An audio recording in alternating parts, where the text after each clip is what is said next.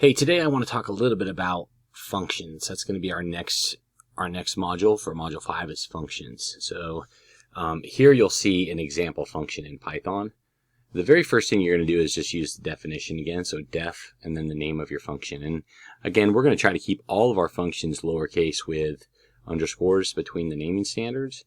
And then between the parentheses, you put arguments. Not all functions have to have arguments. But an argument is just a list of variables that are passed into and used within the function. And they're separated by commas. Okay? So we can have more than one argument. We can say like x, comma, y, comma, z. And that would be 3 arguments being passed in. And then we would use them within. Notice how it's been indented. Okay? And this is called the function of the body. All of this happens. Everything that's indented runs when you call that argument. When you call the function. It does the first statement, the second statement, it goes all the way through, and then at the very end, it will return, pass back out, the value. Okay? So that's the basics of a function. Okay? And what this looks like is, here's an example. So we're going to define a function called addition. It's going to have 2 numbers, first number and second number.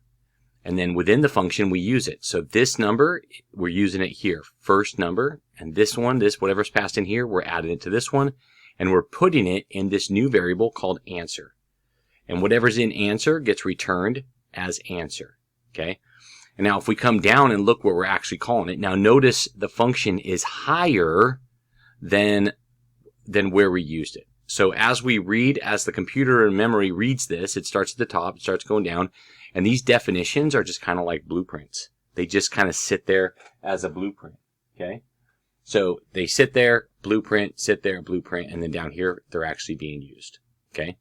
So here, we say addition total. This is a new variable. Okay? A new bucket that's going to be held.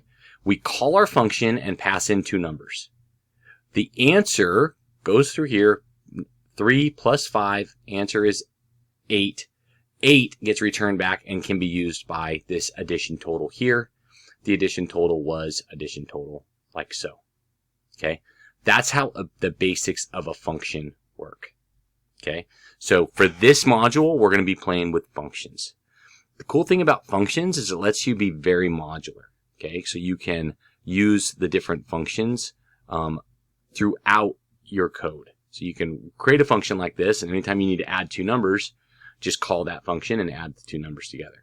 Most of the time, functions are much longer and much more complex than 2 numbers, but it just makes it very easy to use.